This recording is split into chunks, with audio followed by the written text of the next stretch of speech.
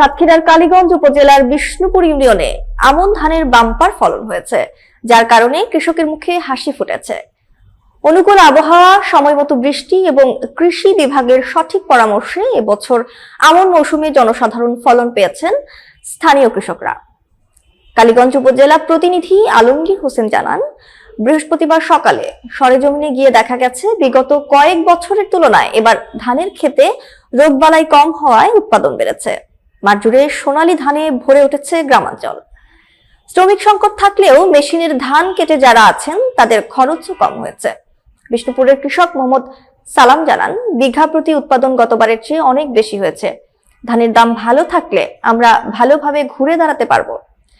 উপসহকারী কৃষি কর্মকর্তা মাহফুজুর রহমান বলেন, আধুনিক কৃষি প্রযুক্তি, উন্নত জাতের বীজ এবং সঠিক বালাইনাশক ব্যবহারের ফলে এই সফলতা এসেছে। এবছর আমন চাষের লক্ষ্যমাত্রার চেয়ে বেশি জমিতে চাষ হয়েছে।